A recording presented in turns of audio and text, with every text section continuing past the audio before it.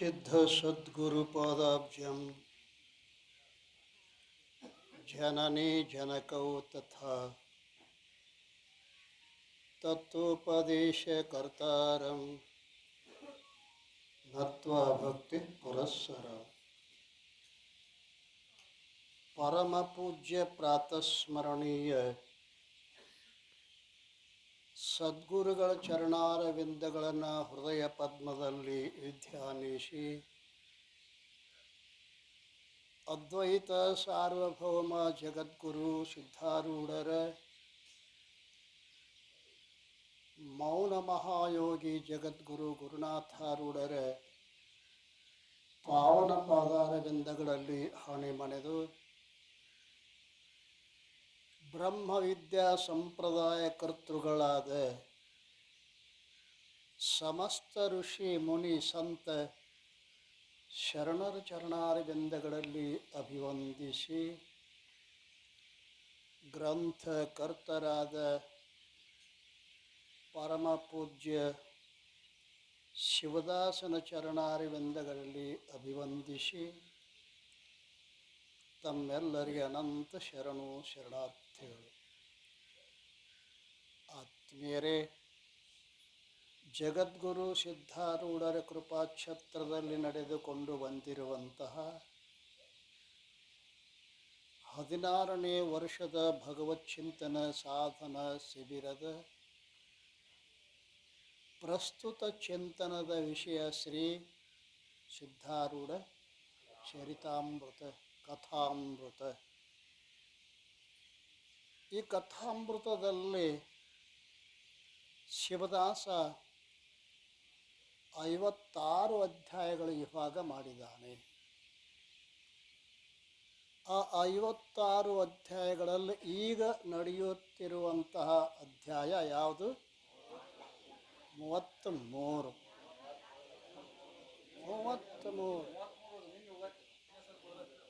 ಇನ್ನು ಉಳಿದದಮ್ಮ, ಅರ್ಧನ ಹೇಳಿವಿ. ಆ ಅಧ್ಯಾಯದಲ್ಲಿ ಪ್ರವೇಶ ಆಗೋಕ್ಕಿಂತಲೂ ಪೂರ್ವದಲ್ಲಿ ಗ್ರಂಥ ಮಹಿಮೆಯನ್ನು ಚಿಂತನೆ ಮಾಡೋಣ.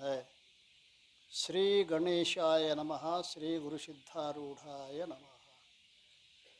4 ವೇದ, 6 ಶಾಸ್ತ್ರ, 18 ಪುರಾಣ, 28 ದಿವ್ಯ ಆಗಮಗಳ ಸರ್ವಸಾರಭೂತವಾದ ಶ್ರೀ ಸಿದ್ಧ ಪುರುಷನ ಈ ಪವಿತ್ರವಾದ ಚರಿತ್ರೆಯನ್ನು ನಿತ್ಯವೂ ಶ್ರದ್ಧೆಯಿಂದ ಓದುವ, ಕೇಳುವ, ಪೂಜಿಸುವ ಸರ್ವ ಭಕ್ತರಿಗೆ ಧರ್ಮ, ಅರ್ಥ, ಕಾಮ, ಮೋಕ್ಷಗಳು ಸಿದ್ಧಿಸುವವು. ಸರ್ವ ಕಷ್ಟ ನಷ್ಟಗಳು, ಸರ್ವ ಪಾಪ ತಾಪಗಳು, ಚೋರ, ವೈರಿ, ವಿಷ, ಭೂತಾದಿ ಭೀತಿಗಳು ಬಯಲಾಗಿ ಸರ್ವದಾ ಸಕಲ ಸನ್ಮಂಗಳಿಂದ ಕೂಡಿದ ಸುಖ ಸೌಭಾಗ್ಯಗಳು ಒದಗಿ ಬರುವವು. ಶ್ರೀ ಸಿದ್ಧ ಸದ್ಗುರುನ ಕೃಪಾಪೂರ್ವಕ ಶ್ರವಣ ಮಾಡುವುದರಿಂದ ಶಾಂತಿ, ದಾಂತಿ, ವಿವೇಕ, ಜ್ಞಾನ, ಸದ್ಭಕ್ತಿಗಳು ಸಂಪ್ರಾಪ್ತವಾಗುತ್ತವೆ.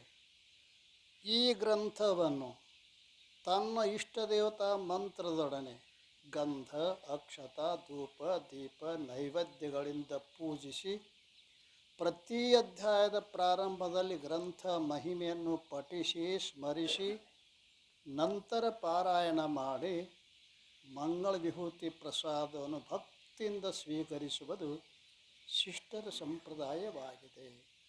ಸದ್ಗುರುನಾಥ ಮಹಾರಾಜ ಕಿ ಜೈ. 33ನೇ ಅಧ್ಯಾಯದಲ್ಲಿ ನಿನ್ನೆ ನಾವು ಸ್ವಲ್ಪ ಚಿಂತನೆ ಮಾಡಿದ್ವಿ.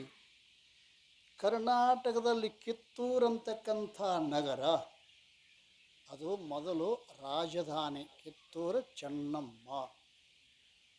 ಆ ರಾಜಧಾನಿಯಲ್ಲಿ ಮಲಶೆಟ್ಟಿ ಅಂತಕ್ಕಂಥ ರಾಜ ಈ ಇಬ್ಬರು ಗುರುಗಳ ಹತ್ತಲ್ಲಿ ಅಭ್ಯಾಸ ಮಾಡ್ತಿದ್ರು. ಮಡಿವಾಳಪ್ಪ, ಆ ರಾಜಕುಮಾರ.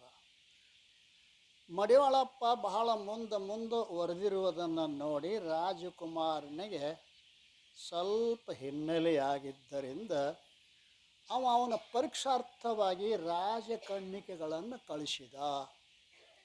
ಆ ರಾಜಕನ್ನಿಕೆಗಳು ಬಂದು ಆ ಮಡಿವಾಳಪ್ಪನ ಮುಂದೆ ಕಾಮಚೇಷ್ಟೆಗಳನ್ನು ಮಾಡಿದರೂ ಕೂಡ ಅವನ ಚಿತ್ತ ಚಂಚಲ ಆಗಿದ್ದಿಲ್ಲ. ಯಾವ ಸಾಧನೆಗಳನ್ನು ಮನಃಪೂರ್ವಕವಾಗಿ ಮಾಡಿ ಆ ಸಿದ್ಧ ಸ್ಥಿತಿಯನ್ನು ಮುಟ್ಟಿರ್ತಾನೆಯೋ ಅವನ ಲಕ್ಷಣ ಏನು ಅಂತೇಳಿ ಜಗತ್ತಿನ ರಾಮರೂಪಗಳು ಕಂಡಾಗಿನೂ ಕೂಡ ಯಾವಾತನ ಮನಸ್ಸು ಚಂಚಲವಾಗುವುದಿಲ್ಲವೋ ಅಂತಹ ಶಿಷ್ಯ ಇವ ಮಡಿವಾಳಪ್ಪ. ಮಡಿವಾಳಪ್ಪನ ಮನಸ್ಸು ಚಂಚಲವಾಗಲಿಲ್ಲ. ಆ ರಾಜಕನ್ಯಕರೆ ಬೇಸತ್ತು ಹೋಗುವಂಥವರಾದರು. ಇದನ್ನೆಲ್ಲ ಅರಿತುಕೊಂಡಿರ್ತಕ್ಕಂಥ ಮಡಿವಾಳ ಸ್ವಾಮಿ ಇದು ಯಾರ ಕುತಂತ್ರ ಏನು ಎಲ್ಲ ಗೊತ್ತಾಗಿರೋಣದರಿಂದ ಈ ಊರು ಬಿಟ್ಟು ಹೋಗ್ಬೇಕಂತ ಶಾಪ ಹಾಕಿದ್ದಾನೆ. ಈ ಊರ ಏನಾಗಬೇಕಂತೂ ಹಾಳಾಗಿ ಹೋಗಲಿ ಅಂತ ಶಾಪ ಹಾಕಿ ಅವ ಕಾಶಿ ಕಡೆ ಹೋಗುವಂಥವನಾದ. ಕಾಶಿಯಲ್ಲಿ ಸಂಸ್ಕೃತ ಅಭ್ಯಾಸವನ್ನು ಮಾಡಿ ಅಲ್ಲಿರ್ತಕ್ಕಂಥ ಕಾಶಿ ಪಂಡಿತರೆಲ್ಲ ವಾದದಲ್ಲಿ ಜಯಿಸಿ ಏನು ಮಾಡಿದ ಅಂತ ಕೇಳಿದ್ರೆ ಸಾಕಷ್ಟು ಬಹುಮಾನಗಳನ್ನು ಪಡೆದುಕೊಂಡ. ಕೊನೆಗೊಂದು ದಿವಸ ಅವ್ನಿಗೆ ಹಿಂಗೆ ಅನಿಸ್ತು, ನಾನು ಎಂಥ ತಪ್ಪು ಮಾಡಿದೆ. ಸಕಲ ವಿಷಯಗಳನ್ನು ತ್ಯಾಗ ಮಾಡಿದರೂ ಕೂಡ ಈ ಮಾನದ ಬೆನ್ನು ಹತ್ತಿದೇನಲ್ಲ, ಈ ಮಾನದ ಬೆನ್ನು ಹತ್ತಿ ಅನೇಕ ಪಂಡಿತರನ್ನು ಸೋಲಿಸಿ ಅವರ ಮನಸ್ಸನ್ನು ನೋಯಿಸಿದೆನಲ್ಲ. ಇದರಿಂದ ಮುಂದೇನಾಗ್ತದೆ ಅಂತ ಕೇಳಿದ್ರೆ ಯಾವ ಜನ್ಮ ಬರ್ತದ? ಬ್ರಹ್ಮ ರಾಕ್ಷಸ ಅಲ್ರಿ, ಬ್ರಹ್ಮ ರಾಕ್ಷಸ ಜನ್ಮ ಬರ್ತದ ಅಂತ ತಿಳ್ಕೊಂಡು ಇನ್ನು ಮುಂದೆ ನನ್ನ ಬಾಯಿಂದ ಸಂಸ್ಕೃತ ಮಾತು ಹೊರಡದಂತ ಇರಲಿ ಪ್ರತಿಜ್ಞೆ ಮಾಡಿದ. ಆಮೇಲೆ ಸಂಸ್ಕೃತ ಮಾತಾಡಲಿಲ್ಲ ಪುಣ್ಯಾತ್ಮ. ಹಾಗೆ ಮಾಡಿಕೊಂಡು ಊರ ಕಡೆಗೆ ಬಂದ. ಅವನಲ್ಲಿ ಈಗ ಜೀವನ್ಮುಕ್ತಿ ಸ್ಥಾನಕ್ಕೆ ಬಂದಿದ್ದಾನೆ.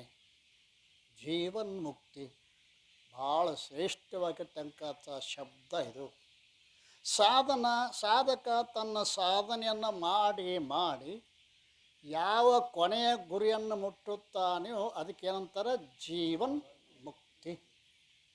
ಜೀವನ್ಮುಕ್ತಿ ಅಂದರೆ ಏನು? ಆ ಜೀವನ್ಮುಕ್ತಿಗೆ ಅನೇಕ ಗ್ರಂಥಗಳಲ್ಲಿ ಅನೇಕ ಲಕ್ಷಣಗಳನ್ನು ಹೇಳಿಕೊಂಡು ಬಂದಿದ್ದಾರೆ. ಚಂದ್ರೋದಯಕಾರ ಏನು ಹೇಳ್ತಾರೆ ಅಂತ ಕೇಳಿದರೆ, ದೇಹಾದಿ ಪ್ರಪಂಚದ ಪ್ರತೀತಿ ಸಹಿತ ಬ್ರಹ್ಮಭಾವದಿಂದ ಸ್ಥಿತಿ. ದೇಹಾದಿ ಪ್ರಪಂಚದ ಪ್ರತೀತಿ ಸಹಿತ ಬ್ರಹ್ಮಭಾವದಿಂದ ಸ್ಥಿತಿ. ಇಲ್ಲಿ ಎರಡು ಶಬ್ದಗಳ ಕಡೆಗೆ ನಾವು ಗಮನ ಹರಿಸಬೇಕು. ಏನೇನು?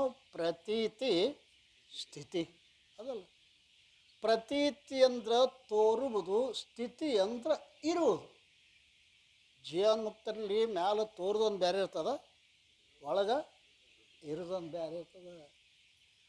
ಅವ್ರಿಗೂ ನಮ್ಮಂಗನ ದೇಹಾದಿ ಪ್ರಪಂಚದ ಪ್ರತೀತಿ ಆಗ್ತದೆ. ಆದಾಗ್ಯೂ ಕೂಡ ಅವರು ಸ್ಥಿತಿ ಬ್ರಹ್ಮಭಾವದಲ್ಲಿರ್ತದೆ. ಹೇಗೆ ನಾಟಕದೊಳಗೆ ಒಬ್ಬ ಪುರುಷ ಸ್ತ್ರೀ ಪಾಠ ಮಾಡ್ಯಾನೆ, ಅವ ನಾಥ ಅಂತಾನೆ, ಪ್ರೀತಿ ಮಾಡ್ತಾನೆ ಅಲ್ಲ. ಅವಾಗ ಆಘಾತ ಆದಾಗ ಅಳ್ತಾನ, ಹೌದಲ್ರಿ? ಅಳ್ತಾನ. ಅಳ್ದಟ್ಟಲ್ಲಿ ಕುಂತ ಮಂದಿನೂ ಅಳಿಸ್ತಾನ. ಅವನು ಒಳಕತ್ಯಾನ, ಕುಂತ ಮಂದಿನೂ ಒಳಕತ್ಯಾರ. ಇದ್ರಿಬ್ಬರೊಳಗೆ ಕರೆ ಹೇಳೋರು ಯಾರು? ಸುಳ್ಳು ಹೇಳೋರು ಯಾರು? ಅರ್ಥಗಾಕತ್ತೈತಿ ಇಲ್ಲಪ್ಪ ನಾ ಹೇಳಿದ್ ಮಾತು. ಕರೆ ಹೇಳೋರು ಯಾರು? ಸುಳ್ಳು ಹೇಳೋರು ಯಾರು? ನೋಡೋರು ಕರೆ ಹೇಳಕತ್ಯಾರ, ಅವ ಸುಳ್ಳು ಹೇಳಕತ್ಯಾನಂದ್ರು ಕೂಡ ಒಳಗೆ ಸಂತೋಷದ ಅವನಿಗೆ, ಹೌದಲ್ರಿ? ಯಾಕೆ ಇಷ್ಟು ಮಂದಿನ ಅಳ್ಸಾಕತ್ತೇನಂದ್ರೆ ನನ್ನ ಪಾಠ ಚಲೋ ಆಗೈತೆ ಅಂತ ಒಳಗೆ ಸಂತೋಷದ. ಇಟ್ಟು ತಿಳ್ಕೊಂಡ್ರೆ ಮುಗಿತು ನಿಮಗೆ ಅಲ್ಲ. ಅವ ಅಳಾರು ಇಡತಾನ, ನಗಾರು ನಗತಾನ, ಒಳಗೆ ಹಂಗದಾನ ಹಂಗೇ ಅದಾನೆ. ಆವ ಕೃತ್ಯದೋಳು ಇರುತ್ತಿರ್ದರು ಶಿವಯೋಗಿ ಭಾವದಳು ಬ್ರಹ್ಮವನ್ನು ಬಿಡದ ಬಾ ಬಾ ಏನು ಹೇಳ್ಯಾರ ಅಪ್ಪ. ಯಾವ ಕೃತ್ಯದಳು ಇರುತ್ತಿದ್ದರೂ ಶಿವಯೋಗಿ ಭಾವದಳು ಬ್ರಹ್ಮವನು ಬಿಡದಿಹನು. ಅವನ ಭಾವದೊಳಗೆ ಬ್ರಹ್ಮದ ಅಲ್ಲ. ಶಿರದ ಮೇಲಿರೋ ಕುಂಭವ ಮರೆಯದ ನಟಿಯಂತೆ ಬಾ. ಇನ್ನೇನು ದೃಷ್ಟಾಂತ ಕೊಡಬೇಕು ನಾವು. ಅವನು ಹ್ಯಾಂಗಿರ್ತಾನ ಅಂತ ಕೇಳಿದ್ರೆ, ಈ ನಟಿ ಹಾಡ್ತಾಳೆ, ಹಾವಭಾವ ಮಾಡ್ತಾಳೆ, ಕೈಯಪ್ಪ ಎಲ್ಲ ತಿರುಗಾಡ್ತಾಳೆ, ಕೊಡ ಅದ ತಲೆ ಮೇಲೆ ಗೊತ್ತದ. ತಲೆ ಮೇಲೆ ಕೊಡ ಇದ್ದು ಏನೆಲ್ಲ ಮಾಡಿದರೂ ಕೂಡ ಕೊಡ ಬೀಳಂಗಿಲ್ಲ ಹೌದಲ್ರಿ. ಈಗ ಆಕಿದ ಹಾಡೋದ್ರಲ್ಲಿ ಆಯಿತೋ ಲಕ್ಷ, ಏನು ಕೊಡದ ಮ್ಯಾಗ ಐತೋ ಹೇಳ್ರಿ ನೋಡೋಣ. ಕೊಡದ ಮ್ಯಾಗಿದ್ರೆ ಹಾಡು ತಾಳ ತಪ್ಪಬೇಕಾಗಿತ್ತು ಹೌದಲ್ರಿ.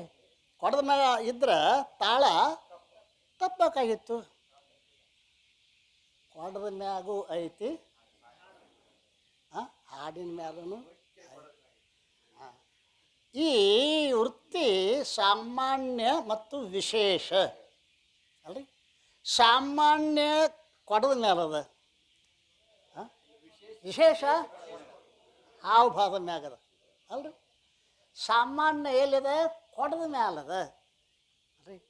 ಇದು ಆ ರೀತಿಯಾಗಿ ಆಕೆ ಎಷ್ಟೇ ಹಾವಭಾವಗಳನ್ನು ಮಾಡಿದರೂ ಕೂಡ ತಲೆ ಮ್ಯಾಲಿನ ಕೊಡ ಬೀಳದಂತೆ ಈ ಮಹಾತ್ಮ ಜೀವನ್ಮುಕ್ತ ಯಾವೇ ರೀತಿಯಿಂದ ಇದ್ದರೂ ಕೂಡ ತನ್ನ ಬ್ರಹ್ಮ ಭಾವ ಏನದ ಅಲ್ಲ, ಆವ ಕೃತ್ಯದೋಳು ಇರುತ್ತಿದ್ದರೂ ಶಿವಯೋಗಿ ಭಾವದಳು ಬ್ರಹ್ಮವನು ಬಿಡದಿಹನು. ಅದು ಶುಕ ಮಹರ್ಷಿಗಳು ತನ್ನ ತಂದೆ ವ್ಯಾಸ ಭಗವಾನ್ ಉಪದೇಶ ಮಾಡಿದ್ರು. ಮಾಡಿ ಮತ್ತು ನೀ ಇನ್ನಷ್ಟು ಅಭ್ಯಾಸ ಮಾಡಬೇಕಾದ್ರೆ ಜನಕರಾಜನಂತೆಗೆ ಹೋಗು ಅಂದರು. ಹ್ಞೂ ಅಂದವ. ಜನಕರಾಜಂತೆಗೆ ಬಂದ. ಅವ ರಾಜ ರೀ, ಏನೋ ಮೊದಲ ರಾಜ ರೇ. ಅಲ್ಲೆಲ್ಲ ನೃತ್ಯ ನಡೆದತ್ತ, ಸಂಗೀತ ನಡೆದದ, ಸಿಂಹಾಸನ ಮೇಲೆ ಕೂತಾನ, ಕಿರೀಟದ ಏನದ ಅದನ್ನೆಲ್ಲ ನೋಡಿದ. ಇಷ್ಟು ವೈಭವದಾಗ ಮುನ್ಗ್ಯಾನ. ಇವನ ಹತ್ಯಕ್ಕೆ ನಾನು ಕಳಿಸ ನಮ್ಮಪ್ಪ ಏನು ನಾವು ಹುಚ್ಚೋ ನಾವು ಹುಚ್ಚೋ ಅಲ್ಲ. ಇವೇನಿವ ರಾಜ ಎಷ್ಟು ವೈಭವದಾಗದಾನ ಅಂತಂದು ಗೊತ್ತಾತು ಜನಕನಿಗೆ. ಇವಾಗ ಸಂಶಯ ಬಂದಾಗ ಬರ್ರಿ ಬರ್ರಿ ಬರ್ರಿ ಪ್ರಸಾದಕ್ಕೆ ಹೋಗೋಣ ನೋಡ್ರಿ. ಪ್ರಸಾದ 2 ಮನೆ 2 ತಾಟ ರೆಡಿ. ಅಚ್ಚುಕಾಬ್ ಕುಂತ, ಹೆಚ್ಚುಕಾಬ್ ಕುಂತ. ಒಂದು ಕಡೆ ರಾಜ ಕುಂತಾನ, ಒಂದು ಕಡೆ ಶುಕ ಕುಂತಾನೆ. ಏನಾಗಿತ್ತು ಅಂತಂದ್ರೆ ಆ ಶುಕ ಏನು ಕುಂತಿದ್ಲ ಮ್ಯಾಲ ಖಡ್ಗ ಜೋತಾಡ್ತಿತ್ತು. ಅದು ಸಣ್ಣ ಎಳಿ ಅಂತ ಅದೊಂದು ದಾರ ಕಟ್ಟಿದ್ರು, ಖಡ್ಗ ಜೋತಾಡ್ತು. ಅದು ಯಾವ ನೋಡ್ದ, ಯಾವಾಗ ತಲೆ ಮೇಲೆ ಬೀಳ್ತತ್ತು ಏನೋ ಅಂತ. ಊಟಕ್ಕೆ ಶುರು ಆತಲ್ಲ. ಊಟ ಉಂಡ್ರಿ ಇಬ್ಬರು. ಊಟ ಅವ್ನು ಕೈ ತಕ್ಕೊಂಡು ಹೊರಗೆ ಬಂದ ಕೂಡಲೇ ರಾಜ ಕೇಳ್ದ, ಹೆಂಗಾಯ್ತು ಊಟ? ನನಗೆ ಗೊತ್ತಿಲ್ಲ. ನಾವು ಅಲ್ಲಿ ಅಡುಗೆ ಹೆಂಗಾಗಿತ್ತು ಗೊತ್ತಾಗಿಲ್ಲ. ನಾನು ಉಂಡರಿಲ್ಲ. ಉಂಡು ನೀವು ಉಂಡು ನಿಮಗೆ ಗೊತ್ತಾಗಲಿಲ್ಲ. ಯಾಕಂದ್ರೆ ನಾನು ಲಕ್ಷಲ್ಲ ಅಲ್ಲಿತ್ತು ಅಲ್ರಿ, ಸುಮ್ಮ ಒಳಗೆ ಹೋಗಿತ್ತು ಅಲ್ರಿ. ಹಾಗೆ ಜೀವನ್ಮುಕ್ತ ಅವನ ಲಕ್ಷ್ಯ ಎಲ್ಲಿದೆ?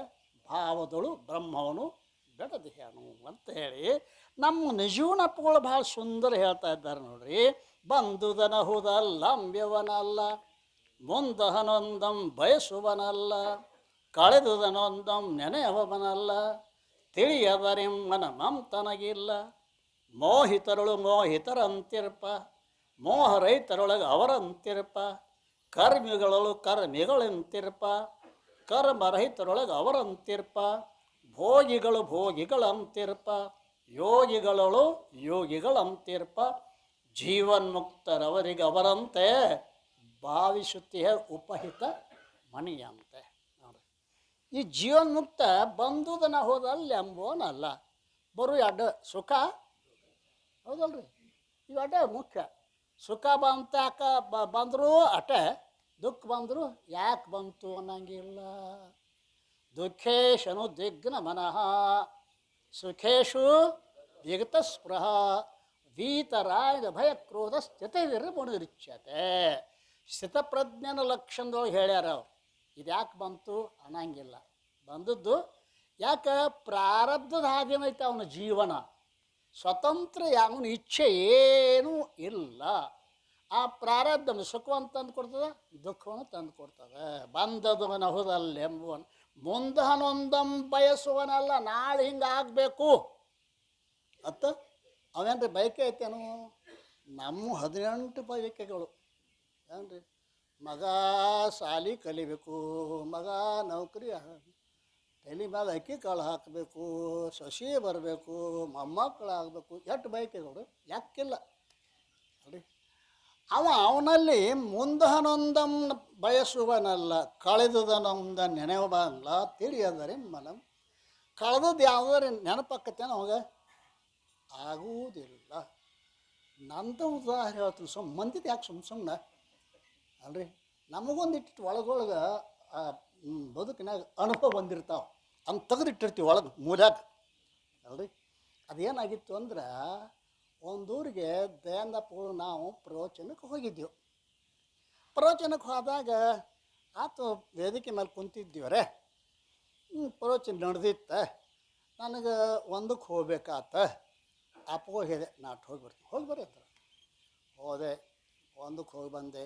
ಅಟ್ಟು ಹಾಕಿದಾಗ ಮುಖ ತಗೊಂಡೆ, ಮುಖ ತಂದು ಬಂದು ಕೂತು ಊಟ ಗೀಟ ಮುಗೀತು. ಊಟ ಮಾಡಿದ್ವಿ. ಮಲ್ಕೊಳ್ಳುವಾಗ ನೋಡಿನಿ ಇದ್ದಿದ್ದಿಲ್ಲ, ಗಡಿಯಾರಿಲ್ಲ.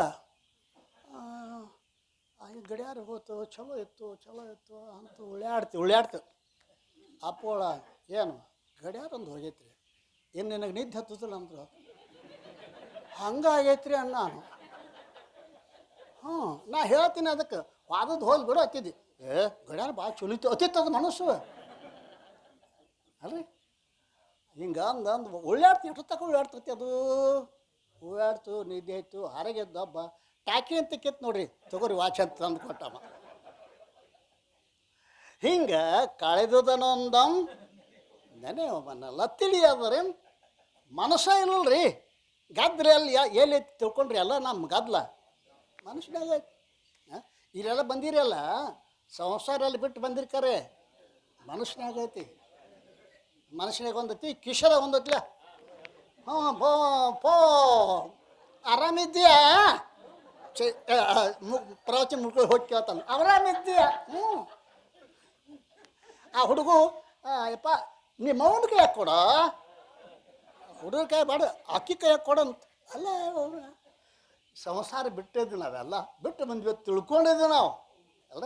ಇಲ್ಲ ಅದು ಭಾಳ ಕಠಿಣ. ಸಂಸಾರ ಎಲ್ಲ ಮನಸ್ಸಿನಾಗದ, ಮನಮಂತನಾಗಿಲ್ಲ. ಆ ಮನಸ್ಸ ಇಲ್ಲ ಅಂದ್ಬೇಕು ಯಾಕೆ ಕಾಟದ ರೀ? ನಮ್ಮನ್ನು ಕಾಡೋದು ಮನಸ್ಸೇ. ಆದ್ದರಿಂದ ಮನಮಂತನಾಗಿಲ್ಲ. ಮೋಹಿತರಳು ಮೋಹಿತರಂತಿರ್ಪ, ಮೋಹ ರೈತರಳು ಅಳಾರ್ಬಿಡು ಅಳ್ತಾನ, ಅವನು ಸುಮ್ಮ ಅಳ್ತಾನ ಏನ್ರಿ. ನೀವು ಹೆಣಕ್ಕೆ ಹೋದಾಗ ಅಳ್ತೀರಿ ಗೊತ್ತೈತೇನ? ನೀವು ಭಾಳ ಶಾನ್ಯಾರ. ಸತ್ತು ಹೆಣಕ್ಕೆ ಹೋಗಿರ್ತೀರ, ಅವು ಮನ್ಯಾಗೇನು ಅಳ್ತಿರ್ತಾವೆ ಬಡ್ಕೊಂಡ್ಬಿಟ್ಟು, ನೀವು ಅಳ್ತೀರಿ. ಅವು ಪಕ್ಕ ಆತಾವ. ಇವ ಸುಮ್ಮ ಅಳ್ತಾನ ಹಂಗೆ ನೋಡ್ರಿ. ಅವನದು ಏನು, ಅವನು ಅಳ್ತಾನ, ಸೋಮ್ಮ ಅಳ್ತಾನ ಅವ. ಏನು ಅದೇ ಮೋಹಿತರೊಳಗೆ ಮೋಹರೈತರೊಳಗೆ ಅವ್ರು ಅಂತಿರಪ್ಪ. ಮತ್ತು ಏನು ಕರ್ಮಿಗಳು ಅಂತಾರಪ್ಪ, ಕರ್ಮರಹಿತೊಳಗೆ ಅವ್ರು. ಕರ್ಮಿನ ಮಾಡೋಂಗಿರ್ತಾನೆ, ಮಾಡ್ತಾನೆ ಖರೆ, ಒಳಗಿರಂಗಿಲ್ಲ. ನಾವೊಂದು ಮಠಕ್ಕೆ ಹೋಗಿದ್ದೆ, ಯಾವ ಮಠ ಹೇಳಂಗಿಲ್ಲ ಮಾರ. ಅಲ್ಲೇ ಸ್ನಾನ ಯಥಾ ಪ್ರಕಾರ ಪೂಜೆ ಮಾಡ್ಕೊಂಡು ಕೂತಿದ್ದೆ. ಆ ಮಠದ ಹುಡುಗ ಬಂದ, ಯಪ್ಪ ಏನೋ ನೀವು ಪೂಜೆ ಮಾಡ್ತೀರಿ ಅಂದವ. ಯಪ್ಪ ಏನೋ ನೀವು ಪೂಜೆ ಮಾಡ್ತೀರಿ ಅಂದ. ಅಂದೆ ಇದು ಅಜ್ಞಾನಗಳ ಕೆಲಸ ಹೇಳ್ರಿ, ನೀವು ಈ ಕಡೆ ನೋಡಬೇಡ್ರಿ ಅಣ್ಣ. ನಾನು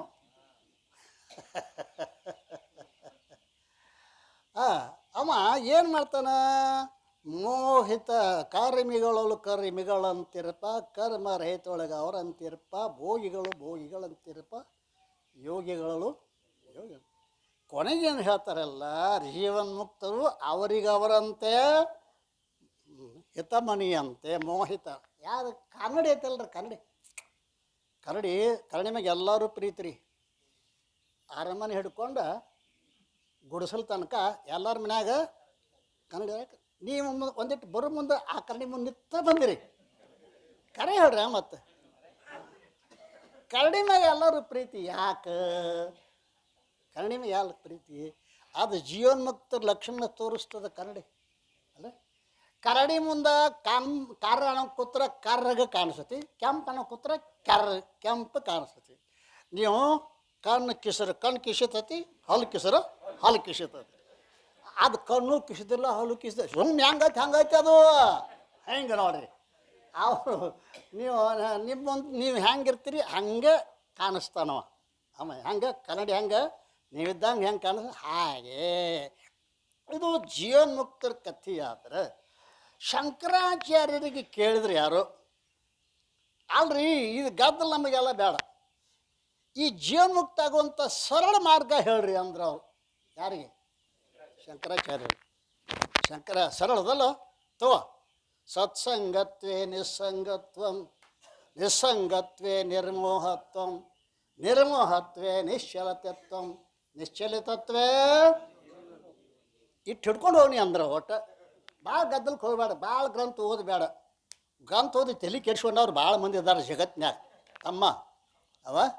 ಆದ್ದರಿಂದ ನೀ ಸತ್ಸಂಗ ಮಾಡಿ, ಸತ್ಸಂಗದಿಂದ ನಿಸ್ಸಂಗತ್ವೇ ವೈರಾಗ್ಯ ಪ್ರಾಪ್ತಿ ಆಗ, ನಿಸ್ಸಂಗತ್ವೇ ನಿರ್ಮೋಹ ಮೋಹರಾಹಿತ್ಯ ಸ್ಥಿತಿ ಬರ್ತದೆ, ನಿರ್ಮೋಹತ್ವೇ ನಿಶ್ಚಲಿತತ್ವ ಮನಸ್ಸ ಚಲನವನ್ನ ಆಗಂಗಿಲ್ಲ.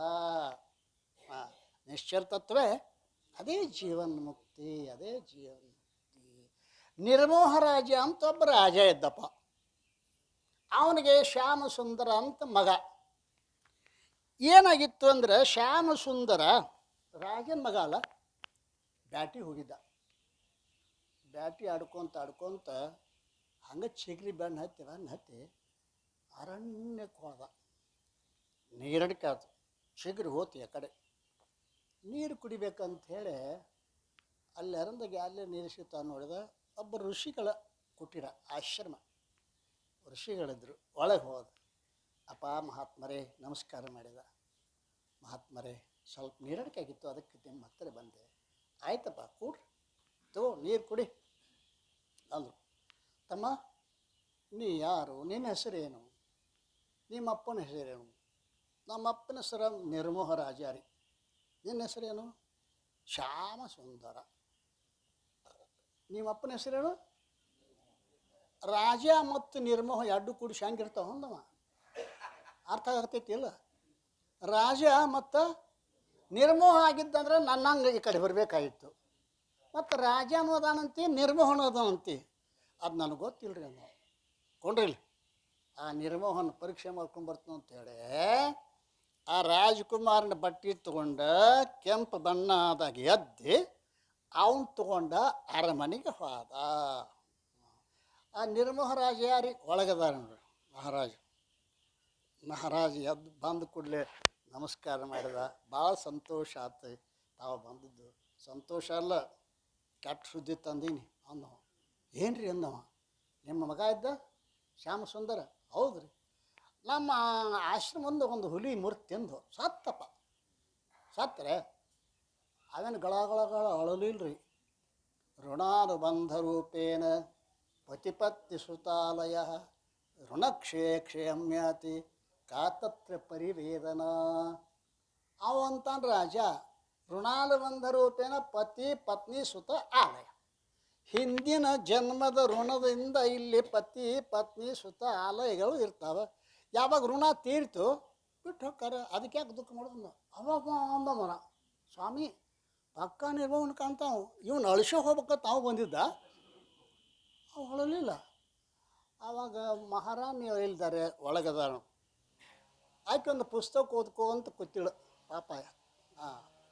ಒಳಗೆ ಹೋದಳು. ಒಳಗೆ ಹೋಗಿ ನೋಡೋಳು. ಅಮ್ಮ ಯಪ್ಪ ಎದ್ದು ಕುರ್ಚಿ ಮೇಕು ಕೆಳಗಿಳು ನಮಸ್ಕಾರ ಮಾಡಿ ಭಾಳ ಸಂತೋಷ ಆತ್ರಿಯಪ್ಪ ನಿಮ್ಮ ಮುಖ ನೋಡಿ.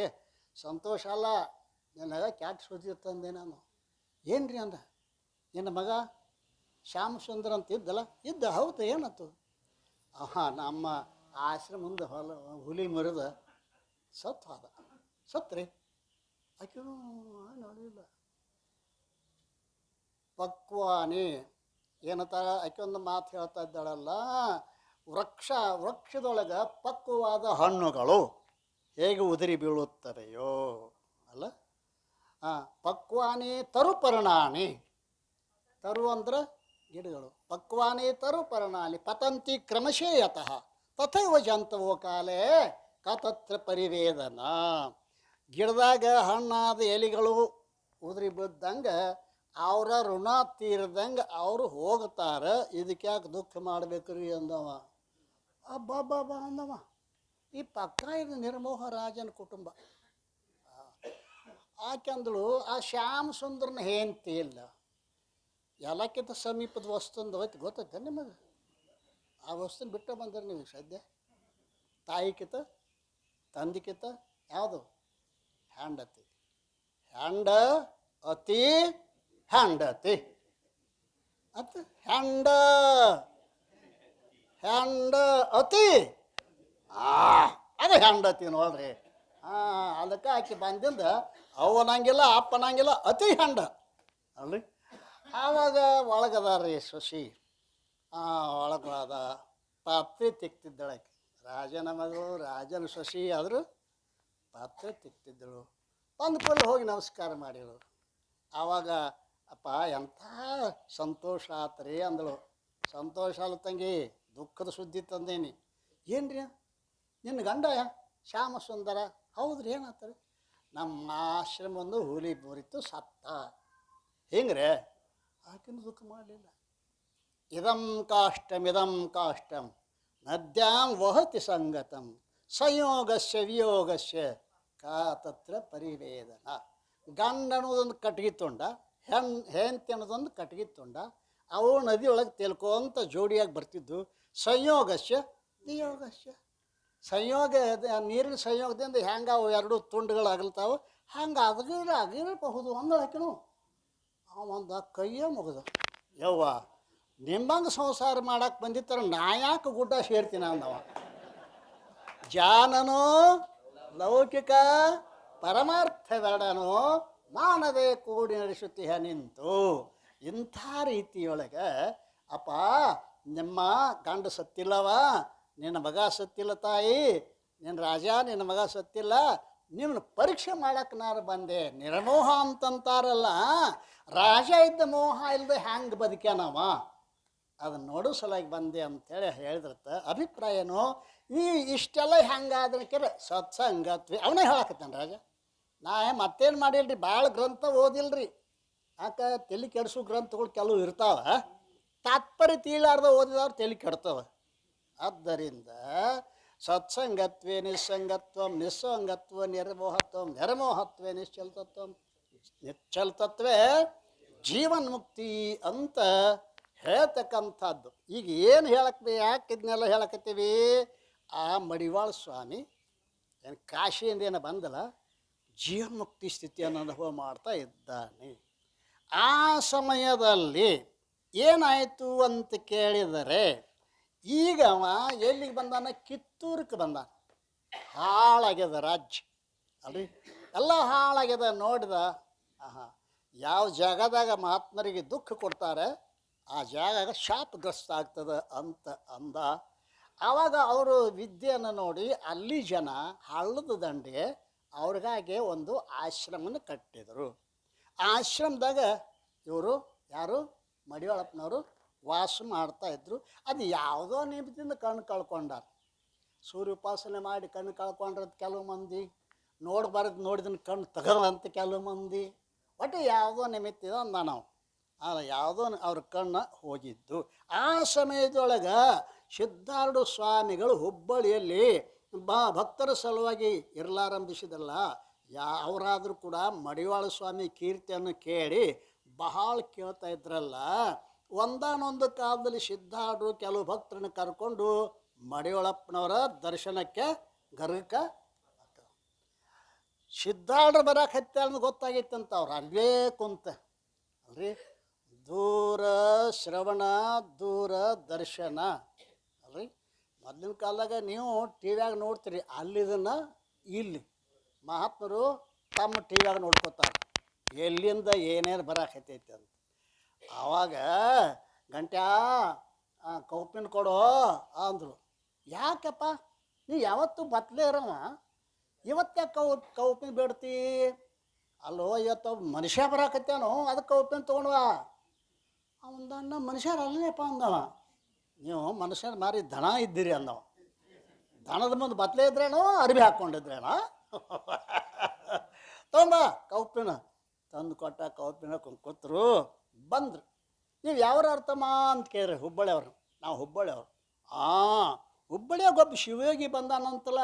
ಹೌದು, ಅವ್ರು ಕರ್ಕೊಂಡು ಬಂದೀನಿ ರೀ ಅಂದ. ಕರ್ಕೊಂಡು ಬಂದ್ಯಾ? ಎಲ್ಲಿದ ನಾವು? ಯಾರು? ಮುಂದೆ ಕುಂತ. ನಿನ್ನ ಹೆಸರು ಎಂತಮ್ಮ? ಆರೂಢ ಅಂದ. ಆರೂಢ? ಆರೂಢನಾಕೆ ನೀ ಮ್ಯಾಗಿಂದ ಬಿದ್ದದೇನೋ? ನಿಮ್ಮ ತಾಯಿ ಹೆಸರೇನು? ಹೌದಲ್ರಿ. ಮತ್ತು ಮಹಾತ್ಮರ ವಿಚಾರಗಳು ಭಾಳ ವಿಚಿತ್ರ ಇರ್ತಾವೆ ಅಲ್ರಿ. ಇನ್ನೂ ತಾಯಿ ಹುಟ್ಟಿದ ಅಭಿಮಾನ ಐತೋ ಇಲ್ಲ ಜಾಡಿಸಿ ನೋಡೋ ವಿಚಾರ ಅದ ಇದು. ಆರುಡದವ್ರು ಒಪ್ಕೊಂಡಿದ್ದಾರೆ ಮೊದಲು. ಪರಂತು ಆರುಡಂತೀಯಲ್ಲ ಅಲ್ಲ, ನೀನು ಮ್ಯಾಗಿಂದ ಬಿದ್ದಿ ಅಲ್ಲ.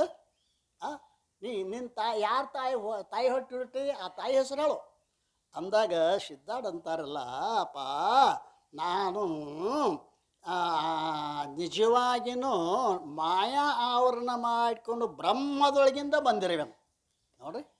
ಮಾಯಾ ಆವರಣ ಮಾಡಿಕೊಂಡು ನಾನು ಬ್ರಹ್ಮ ತಾಯಿ ಹೊಟ್ಟಿದ ಹುಟ್ಟೇನು ಅನ್ನೋದು ಅದು ಮಿಥ್ಯ ಅದ. ಅದಲ್ರಿ. ನಾವೆಲ್ಲ ತಾಯಿ ಹುಟ್ಟಿದ್ವಿ. ಅವರಪ್ಪ ಈ ಅವ್ವ ಏನೇನೋ ಹೇಳ್ತೀವಿ ನಾವು. ಅವ ಬ್ರಹ್ಮದೊಳಗಿಂದ ಬಂದೀನಿ. ನಾವು ನೀವು ಎಲ್ಲಿಂದ ಬಂದೇವು ತಿಳ್ಕೊಂಡ್ರಿ? ನೀವು ಮನೆಯಿಂದ ಬಂದಿರಣ್ಣ? ಬ್ರಹ್ಮದೊಳಗಿಂದ ಬಂದಿರೋ?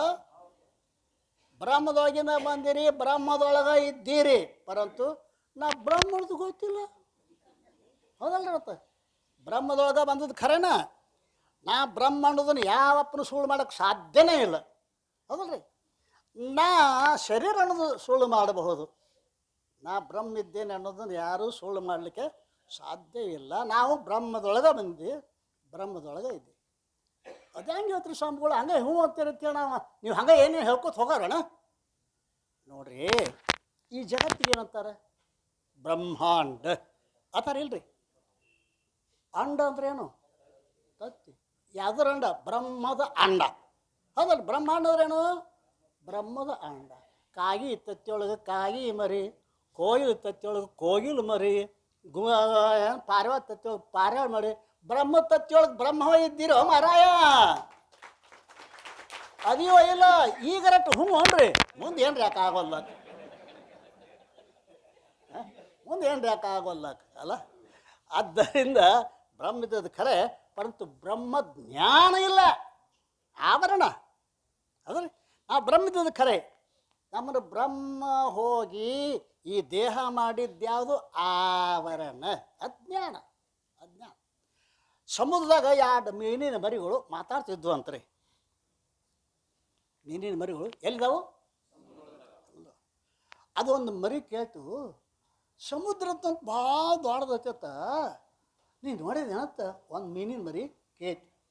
ಇನ್ನೊಂದು ಮರಿ ಹೇಳ್ತು, ಹೌದು ನಮ್ಮ ಅಪ್ಪನೂ ಹೇಳ್ತಿದ್ದ, ನಮ್ಮ ಅವನು ಹೇಳ್ತಿದ್ರು, ಅದು ಅದು ಸಮುದ್ರ ಭಾಳ ದೊಡ್ಡದೈತೆ ಅಂತ. ಎರಡು ಮಾತಾಡಕತ್ತೇವೆ. ಎಲ್ಲಿದ್ದಾವೆ? ಮತ್ತು ನಾವು ನೀವು ಎಲ್ಲಿದ್ದೀವಿ? ಅದ ಗೊತ್ತಿಲ್ಲ ನೋಡೋದು. ಎಲ್ಲಿದ್ದೀವಿ ಅನ್ನೋದು ಗೊತ್ತಿಲ್ಲ. ಅಲ್ಲೇ ಅದೀವು ಖರೆ ಅಲ್ಲ. ಮೀನುಗಳು ಸಮುದ್ರೊಳಗೆ ಇದ್ದ ನಾವು ಆ ಸಮುದ್ರ ಹ್ಯಾಂಗೆ ಗೊತ್ತಿಲ್ಲೋ, ನಾವು ಬ್ರಹ್ಮದೊಳಗೆ ಇದು. ಯಾರಪ್ಪಗೆ ಸುಳ್ಳು ಮಾಡೋಕ್ಕೆ ಸಾಧ್ಯ ಇಲ್ಲ. ಮತ್ತು ಬಾ ಅಂತ ಹೇಳ್ರಿ ನಾವು ಯಾವಾಗಾರು ಇದ್ದಂದ್ರೆ ಅಲ್ರಿ. ಯಾಪಗಿದು ಸುಳ್ಳು ಮಾಡ್ಲಿಕ್ಕೆ ಸಾಧ್ಯ ಇಲ್ಲ. ಪರಂತು ಬ್ರಹ್ಮದೀವಿ, ಬ್ರಹ್ಮದ ಜ್ಞಾನ ಇಲ್ಲ. ಅದಕ್ಕೆ ಇಟ್ಟು ನಾವು ಸಾಧನಾ ಶಿಬಿರ ತಿರುಗಬೇಕಾಯ್ತು ಅನ್ರಿ. ಆದ್ದರಿಂದ ಇಲ್ಲಿ ಹೇಳ್ತಕ್ಕಂಥದ್ದು ಏನು ಅಂತ ಕೇಳಿದ್ರೆ, ನೀನು ಏನು ಮ್ಯಾಗಿಂದ ಬಿದ್ದಿ ಏನು? ಆರೂಢ ಅಂದ್ರೆ ತಾಯಿ ಹೆಸರು ಹೇಳು. ನಾವು ಹೇಳ್ತಾನೆ ಸಿದ್ಧಾಳಪ್ಪ, ನಾನು ತಾಯಿ ದುಡ್ದು ಬಂದಿದ್ದೆಲ್ಲ ಸುಳ್ಳದ. ನಿಜವಾಗಿ ನಾ ಏನು ಮಾಯಾ ಆವರಣ ಮಾಡಿಕೊಂಡು ಬ್ರಹ್ಮದೊಳಗಿಂದ ಬಂದಿದ್ದೇನೆ. ಅಬ್ಬಾ, ಮಡ್ಯಾಳ ಸ್ವಾಮಿ ಅವರು ಈ ಸಿದ್ಧನ್ನ ಸಮೀಪ ಕರೆದ ಅಂತೂ ಗಿರಾಕಿ ಬರೋಬ್ಬರಿ ಜಾಡಿಸಿ ನೋಡ್ತಾರೆ ರೀ, ಬಾರಿಸಿ. ನೀವು ಸಾಧನ ಶಿಬಿರದ ಊರು ಬೇಕಿರಲ್ಲ, ನಿಮ್ಮನ್ನು ಬಡದ್ ನೋಡ್ತಾರೆ. ಒಂದು ತಿಂಗ್ ತಕ್ಕ ಹೋಗಿಲ್ಲ ಏನು ಬಜಿ ತಿಂದು ಬಂದ್ರಿ? ಏನು ಹೇಳ್ದವ ಸ್ವಾಮಿ? ನಾನೋ ದೇವ್ರ, ನೀನು ಪರಮಾತ್ಮ. ಆ ಸ್ವಾಮಿ ತಲೆ ಕೆಟ್ಟದಿ. ನೀ ಪರಮಾತ್ಮ ಆದ್ರೆ ಪಾರ್ವತಿ ನಿನಗೆ ಆದ್ರು ತಪ್ಪತನು ಮರ. ಇಂಥವ್ರಂತಕ್ಕೆ ನೀವೆಲ್ಲ ಊರಾಗ ಆಯುಷ್ ಎಲ್ಲ ಅಂಥದ್ದು ಹುಡುಕ ಅದೀವ. ಮತ್ತಿನ್ನು ಒಂದು ತಾಸು ಇಲ್ಲಿ ಮಾಡಿದ್ರೆ ಏನಾಗೋದು ಮಾರಾಯ. ಆದ್ದರಿಂದ ಗೊತ್ತಾಯ್ತು ಏನಂತಾನ ಅಂತ ಕೇಳಿದ್ರೆ, ನೀನು ಸಂಚಾರ ಮಾಡುತ್ತಿರುವಾಗ ಇಂತಹ ಒಂದು ನಗರವನ್ನು ಕಂಡಿಯೇನು? ಆ ಯಾವಲ್ಲಿ ಸರ್ವ ಪ್ರದೇಶದ ಮಂಗಗಳೇ ಆಡುತ್ತಿರುವವು. ಒಂದು ಊರೈತಿ ತಮ್ಮ ಸಿದ್ಧ, ಆ ಊರಾಗ ನೀ ಏನ್ರ ನೋಡಿದೇನು? ಅಲ್ಲೇ ಮಂಗಗಳು ಅದಾವ. ಹೌದಪ್ಪ, ಈ ಶರೀರವೇ ಆ ಊರು. ಇದರೊಳಗೆ ಮನೋವೃತ್ತಿಗಳೇ ಮಂಗಗಳು ಅಲ್ಲ, ಮನೋವೃತ್ತಿಗಳೇ ಮಂಗಗಳು ಅಲ್ಲ. ಆದ್ದರಿಂದ ಇಲ್ಲಿ ಮನಸ್ಸನ್ನುವಂಥದ್ದು ಹೇಗದಪ್ಪ ಅಂತ ಕೇಳಿದರೆ, ಶಾಂಡ್ರು ಒಂದು ಮಾತು ಹೇಳ್ಯಾರಲ್ಲ, ಮನವೆಂಬ ಮರ್ಕಟವು ತನವೆಂಬ ವೃಕ್ಷವನೇರಿ, ಇಂದ್ರಿಯಗಳೆಂಬ ಶಾಖೆಗೆ ಹಾರಿ, ವಿಷಯಗಳೆಂಬ ಫಲವ ಮೆಲ್ಲುತ್ತ ಭವದತ್ತ ಹೋಗುತ್ತಿದೆ ನೋಡ. ಈ ಮನವೆಂಬ ಮರ್ಕಟಕ್ಕೆ ನಿನ್ನ ನೆನಹೆಂಬ ಪಾಶದಿ ಕಟ್ಟಿ ಎನ್ನ ನುಳಿಸಿಕೊಳ್ಳ ಖಂಡೀಶ್ವರ. ಇದು ಮಂಗ್ಯ ಅಂದಾರೆ, ಇದಕ್ಕೆ ನಾಯಿ ಅಂದಾರೆ. ಒಂದು ನಾಯಿ ಊರತ್ ನೋಡ್ಯದಂತಮ್ಮ ಕೇಳ್ತಾರ ಅವ್ರು. ಸಿದ್ಧಾರೂಢ ಸಂಚಾರ ಒಂದು ನಾಯಿನೂ ಹೋದಾವ ಊರು ತುಂಬ. ಯಾವ ಗೊತ್ತೇನು ನೋಡೇನೆ ಅವ್ಯಾವುದು? ಈ ಶರೀರ ಇರ್ತಕ್ಕಂಥ ನಾಯಿಗಳು ಯಾವುವು? ಇಂದ್ರಿಯಗಳು ನೋಡ್ರಿ. ಆ ನಾಯಿಗೆ ಅನ್ನ ಯಾರು ಹಾಕ್ಕಾರಪ್ಪ? ಆ ಹೊರಗಿನ ಊರವ್ರು ತಂದು ಹಾಕ್ಕಾರ ಅಂತ. ನಾವು ಹೊರಗಿನ ಊರಾಗ ಸತ್ತದ ಹೆಣ ತಂದು ಇಲ್ಲಿ ಹಾಕ್ಕಾರ. ತಿಂದ ಆ ನಾಯಿ ಹೆಂಗಾಗ್ಯಾವ? ದಪ್ಪಾಗ್ಯಾವ. ಅರ್ಥ ಆಯ್ತದ ನಿಮಗರ? ನಾಯಿಗಳು ಅಂದ್ರೆ ಇಂದ್ರಿಯಗಳು, ಹೊರಗಿನ ಅಂದ್ರೆ ಈ ಹೊರಗಿನ ವಿಷಯಗಳು ಹೌದು. ಆ ವಿಷಯಗಳು ಯಾವುವು? ಶಬ್ದ, ಸ್ಪರ್ಶ, ರೂಪ, ರಸ ಅಂತಂದು ಈ ನಾಯಿಗಳಿಗೆ ಹಾಕ್ಕಾರೆ. ಆದ್ದರಿಂದ ಅಂತಾರು ಸಂಸಾರ ಎಂಬ ಹೆಣ ಬಿದ್ದಡೆ ತಿನಬಂದ ನಾಯಿ ಜಗಳವ ನೋಡಿರೇ. ನಾಯಿ ಜಗಳವ ಕಂಡು ಹೆಣನೆದ್ದು ನಗುತ್ತಿದೆ. ಗುಹೇಶ್ವರಲಿಂಗ ಅಲ್ಲಿಲ್ಲ ಕಾಣಿರೋ. ಎಂಥ ಚಂದ ಹೇಳ್ಯಾರಿ ಪುಣ್ಯಾತ್ಮರು ಅಲ್ಲ. ಅವ್ರು ಏನಂತಾರೆ ಅಂತ ಕೇಳಿದರೆ, ಸಂಸಾರ ಎಂಬ ಹೆಣ ಬಿದ್ದರೆ ಆ ಹೆಣನ ನಮಗೆ ದೊಡ್ಡ ಸ್ವರಾಜ್ಯ ಸಿಕ್ಕಂಗೈತಿ. ಯಾವುದದು? ಸಂಸಾರ ಎಂಬ ಹೆಣ. ಅದು ಹೆಣ ಅಂದ್ರೇನು? ವಿಷಯಗಳು. ಅವು ಚೇತನ ರಹಿತ ಜಡ ಅದಾವ ಅಂಥೇಳಿ ಅದಕ್ಕೇನಂದ್ರು? ಹೆಣ ಅಂತ ಕರು. ಸಂಸಾರ ಎಂಬ ಹೆಣ ಬಿದ್ದರೆ ತಿನಬಂದ ನಾಯಿ ಜಗಳ ನೋಡ್ರೆ. ಯಾವ ನಾಯಿಗಳು? ಇಂದ್ರಿಯಗಳೆಂಬ ನಾಯಿ. ಅವು ನಾ ಮುಂದೆ ನೀ ಮುಂದೆ ಅಂತ ಈ ಶಬ್ದ ಸ್ಪರ್ಶ ರೂಪರ ಸಗಂಧಗಳನ್ನು ನೋಡಿ ಇವು ನಾಯಿಗಳು. ವಿಷಯ ಎಂಬ ಹಸುರನೆ ಅನ್ನ ಮುಂದೆ ತಂದು ಪಸರಿಸಿದೆಯ, ಪಶುವೇನು ಬಲ್ಲದು ಹಸುರೆಂದೆಳಸುವುದು ಅಂತ ಬಸವಣ್ಣ ಅವರು ಹೇಳಿಕೊಂಡು ಬಂದಾರಲ್ಲ. ಆ ಊರು ನೋಡೀನಿ. ಆ ಊರಾಗ ನಾಯಿಗಳು ಅದಾವ.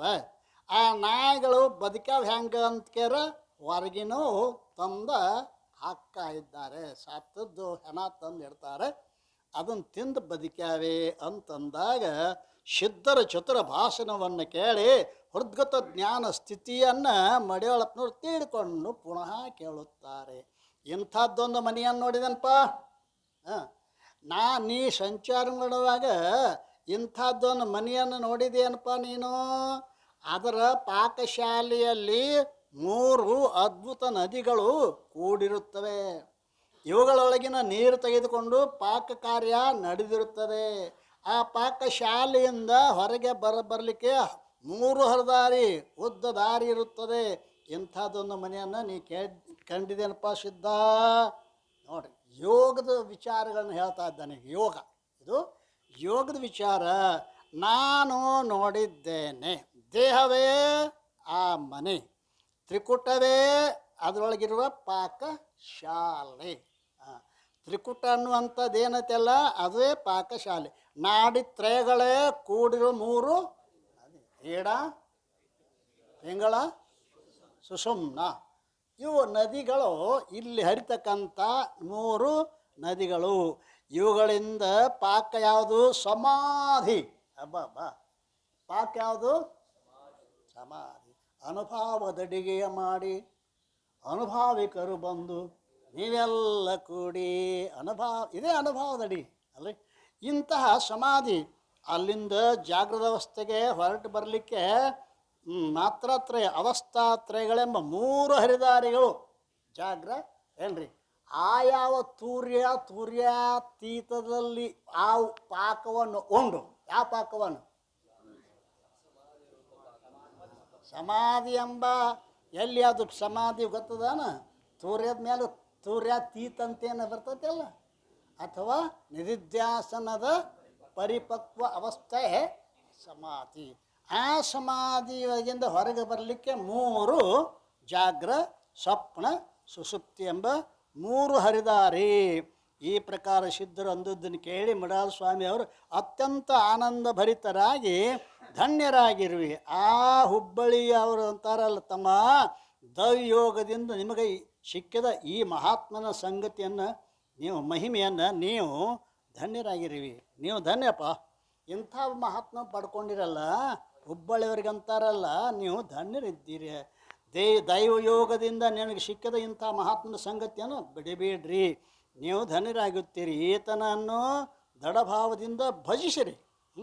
ಆಮೇಲೆ ಸ್ವಾಮಿಯವರು ಸಿದ್ಧನ ಕುರಿತು ಅನ್ನುತ್ತಾರೆ, ನಾನು ಹೇಳುವುದನ್ನು ಮನಸ್ಸಿಟ್ಟು ದೃಢವಾಗಿ ತಿಳಿದುಕೋ. ವಾಕ್, ಹಸ್ತ, ಶಿಷ್ಣ ಈ 3 ಇಂದ್ರಿಯಗಳನ್ನು ಸ್ವಾಧೀನದಲ್ಲಿಟ್ಟುಕೋ. ಅಬ್ಬಬ್ಬ, ಯಾರು ಹೇಳಕತ್ತಾರ ಗೊತ್ತೇನ? ಸಿದ್ಧಾರೂಢ ಹೇಳಕತ್ತಾರ. ನಮಗೆ ನನ್ನ ಗತಿಯೇನ, ನಿಮ್ಮ ಗತಿಯೇನ ಅಲ್ರಿ. ಆ 3 ಕರ್ಣಗಳಿಂದವಲ್ಲ, ಹುಷಾರ್ ತಮ್ಮ. ನೀನು ಯಾವ ಸ್ತ್ರೀಯನ್ನು ಕೂಡ ನೋಡಬಾರದು. ಎಂಥ ಸ್ತ್ರೀ? ಕಟ್ಗಿ. ಕಟ್ಗಿ ಸ್ತ್ರೀ ಚಿತ್ರವನ್ನು ನೋಡಬೇಡ. ಯಾಕೆ? ಅದು ಅಪಹರಿಸ್ತದ. ಏನನ್ನ? ಚಿತ್ತವನ್ನು ಅಪಹರಿಸ್ತದೆ. ವಿಶ್ವಾಮಿತ್ರ ಪರಾಶರ ಪ್ರಭೃತಿಯೋ ವತಾಂಬ ಪರ್ಣಾಶನ ಸ್ಥೇಪಿ ಶ್ರೀಮುಖ ಪಂಕಜಂ ಸುಲಲಿತಂ ಮೋಹಾಂಗತಃ. ವಿಶ್ವಾಮಿತ್ರ ಪರಾಶರರು ಏನು ಅವರು ತಪಸ್ಸು 1000 ವರ್ಷ ತಪಸ್ಸು ಮಾಡೋದು. ಏನು ತಿಂದ? ಬಜಿ ತಿಂದ ಅಲ್ವಯಪ್ಪ. ಏನು ತಿಂದ? ಒಣಗಿದ ತಪ್ಪಲ ತಿಂದ 1000 ವರ್ಷ ತಪಸ್ಸು ಮಾಡಿದವರು ಬಿದ್ದಾರ. ಆ ಇಂದ್ರಿಗೇನೋ ಸಂಕಟ ಆತತ್. ಏನು? ವಿಶ್ವನಾಥನ ತಪಸ್ಸನ್ನು ನೋಡಿ. ಇವು ಎಲ್ಲಿ? ನಾನು ಕುರ್ಚಿಗೆ ಬಂದ್ಗಿನ್ನ. ಈ ಕುರ್ಚಿ ಹುಚ್ಚರಿ ಅಲ್ಲಿ ಹಿಡ್ಕೊಂಡೈತ್ರಿ. ಐತೆ ಎಲ್ಲಿದ ಅಲ್ಲಿದು. ಏನು ಇಂದ್ರ ಪದವಿಗೆ ಬಂದ್ಗಿಂದಾನು ಅಂಥೇಳಿ ಬರ್ದಂಗೆ ಮಾಡ್ಬೇಕಂಥೇಳಿ ಮೇನಕಾ ಅಂತಕ್ಕಂಥ ಕರೆಸಿ, ನೀ ಹೋಗು ಆ ವಿಶ್ವಾಮಿತ್ರ ತಪಸ್ಸು ಹಾಳು ಮಾಡು, ಕಾಜಿ ಬಿಡ ಅಂದಳೆ. ಆಕೆ ಬಂದ ನದಿಯಾಗ ಮುಳುಗಿ ಎದ್ದು ಬಂದು ಡ್ಯಾನ್ಸ್ ಮಾಡಕತ್ತಿಳು. ಯಾವಾಗ ಗಜ್ಜಿ ಸಪ್ಪಳು ಕೇಳಿಸೋದು ಕಣ್ಣು ತೆರೆದ ಸ್ವಾಮಿ ಕಣ್ಣ ಮುಚ್ಚಲಿಲ್ಲಂತ. ಮುಂದೆ 1000 ವರ್ಷ ತಪಸ್ಸು ಯಪ್ಪ. 1000 ತಪಸ್ಸು ಮಾಡಿದ ಗತಿ ಹಿಂಗಾಗೈತಿ. 12 ವರ್ಷ ಆಕೆ ಕೂಡ ಬಾಳೆ ಮಾಡಿದೆ. ಶಕುಂತಲ ಒಂದು ಹುಡುಗಿ ಹುಟ್ಟಿತು. ಆಕಿ ಅಂದಳು, ಹುಡುಗಿನ ತಂದು ಸ್ವಾಮಿ ಮುಂದಿಟ್ಟು, ನನ್ನ ಕೆಲಸ ಮುಗಿತು ಅಂದಳು. ನೀನು ತಪಸ್ಸು ಹಾಳು ಮಾಡಕ್ಕೆ ಬಂದಿದ್ದೆ. ಸ್ವಾಮಿ ಮುಂದಿಟ್ಟು ಅಮ್ಮ ಅಂದ. ನೋಡ್ದ ಖುಷಿನ, ಇದು ದೇವತೆಗಳು ಮಾಡಿದ್ದು ಕಿತಾಪತಿ. ನನ್ನ ತಪಸ್ಸು ಹಾಳು ಮಾಡ್ಯಾರ ಅಂಥೇಳಿ ಆಕೆ ದೇವಲೋಕಕ್ಕೆ ಹೋದಳು. ಇವು ಮತ್ತೊಂದು ತಪಸ್ಸು ಹೋದ ಕೂಸ. ಮಹಾತ್ಮರೊಬ್ಬರು ಆಕಿನ ಜೋಪಾನ ಮಾಡಿದ್ರು. ಆಕೆ ಕತೆ ಭಾಳ ದೂರದ ಶಕುಂತಲೆ. ಅಭಿಪ್ರಾಯ ಏನು ಅಂತ ಕೇಳಿದ್ರೆ ಸಿದ್ಧಾರೂಢಗೆ ಹೇಳ್ತಾರೆ, ತಮ್ಮ ಭಾಳ ಹುಷಾರು ಅಲ್ರಿ. ಇಂಥ ಮಹಾತ್ಮರು ಹೇಳ್ಯಾರಂದ ಬಳಿಕ ಸಾಮಾನ್ಯರ ಗತಿ ಏನೋ ತಮ್ಮ. ಆದ್ದರಿಂದ ಆವಾಗ ಮಡ್ಯಾಳ ಸ್ವಾಮಿಗಳು ಬಹಳ ಪ್ರೇಮದಿಂದ ಸಿದ್ಧಾರೂಢರನ್ನ ಆಲಿಂಗನ ಮಾಡಿರು. ಏನಪ್ಪ, ನೀನು ಸ್ವಬಂಧು ಭೇಟಿಯಾದಿ. ನೀನು ಸ್ವಬಂಧು, ನನ್ನ ಬಂಧುಪ್ಪ ನೀನು ಅಲ್ಲ. ನನ್ನ ಬಂಧು ನನಗೆ ಭೇಟಿಯಾದಿಲ್ಲ. ನನಗೆ ಭಾಳ ಸಂತೋಷ ಆಯ್ತು. ಈ ಸಮಯದಲ್ಲಿ ಹೊರಗೆ ಕೋಲಾಹಲ ಆತಂತೆ. ಎಲ್ಲಿ? ಆಶ್ರಮದ ಹೊರಗೆ. ಏನದು ಅಂತ ವಿಚಾರ ಮಾಡಿದ್ರಾಗ ಅವ್ರಂದ್ರು, ಒಬ್ಬ ಮನುಷ್ಯಾಗ ಹಾವು ಕಚ್ಚದ ರೀ. ಅವನ ಹೆಂಡ್ರು ಮಕ್ಕಳು ಅಳಾಕತ್ಯಾರ. ಸತ್ತಾನ ಅವ. ಹಾಂ ಸತ್ತಾನೆ. ಬರ್ರಿ ಈ ಸಿದ್ಧನ ಪಾದ ತೊಳಿರಿ, ಇವನ ತೀರ್ಥ ತೊಗೊಂಡು ಹಾಕ್ರಿ, ಅವ್ನು ಬದುಕ್ತಾನಂತ ಹೇಳಿದ್ರತ್ ನೋಡ್ರಿ. ಪುಣ್ಯಾತ್ಮ. ಮಹಾತ್ಮರಲ್ಲಿ ಯಾವಾಗಲೂ ಹೊಟ್ಟೆ ಕಿಚ್ಚರಂಗಿಲ್ಲ. ಅವು ನಮ್ಮೂರಿ. ಮಗ್ಗದಾಗ ಒಂದು ಮಠ ಬೆಳೆಯಾಕೈತಂದ್ರೆ ನಿಂಬಿಕಾಯಿ ಬಂದು ಅವನ ಮುಂದೆ ನಿಂಬಿಕಾಯಿ. ಮಹಾತ್ಮರಲ್ಲಿ ಹೊಟ್ಟೆ ಕಿಚ್ಚರಂಗಿಲ್ಲಪ್ಪ. ಹೊಟ್ಟೆ ಕಿಚ್ಚು ಭಾಳ ಕೆಟ್ಟಪ್ಪ. ಆವಾಗ ಹೋಗು ಆ ಸಿದ್ಧನ ಪಾದ ತೀರ್ಥ ತೋರಿ ಹಾಕ್ರಿ. ಅವ ಹಿಂಗಪ್ಪ ಪಾದ ಪೂಜೆ ಮಾಡಿರಿ. ಅಪ್ಪನ್ನು ಮ್ಯಾಲ ಕುಣಿಸಿ ಆ ಪಾದ ತೀರ್ಥ ತೊಗೊಂಡ್ರು. ತೀರ್ಥ ಹೋಗಿ ತೊಗೊಂಡು ಅವನು ಬಾಯಾಗ ಹಾಕಿರು, ಮುಖಕ್ಕೆ ಹಚ್ಚಿದ್ರು. ಅವಾಗೇನ ಎದ್ದು ಕುಂತಂತ ಪುಣ್ಯಾತ್ಮ. ಎದ್ದು ಕುಂತಾಗ ಆ ಹೆಂಡತಿ ಮಕ್ಕಳು ಬಂದೆಪ್ಪ, ನೀವಿಬ್ಬರು ಸಾಮಾನ್ಯಲ್ಲ, ಬ್ರಹ್ಮ ವಿಷ್ಣು ಇದ್ದಂಗಿದ್ದೀರಿ ನೀವು. ನನ್ನ ತಾಳಿ ಉಳಿಸಿರಪ್ಪ ಅಂಥೇಳಿ ಆಕೆ ಬಂದು ನಮಸ್ಕಾರ ಮಾಡಿವು.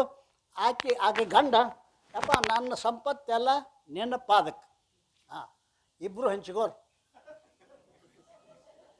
ನಮಗೆ ಹಿಂಗಾಗಿತ್ತಂದ್ರೆ ದೊಡ್ಡ ಮಟ್ಟ ಕಟ್ಟಿಸ್ತೀನಿ ರೀ ನಾನು.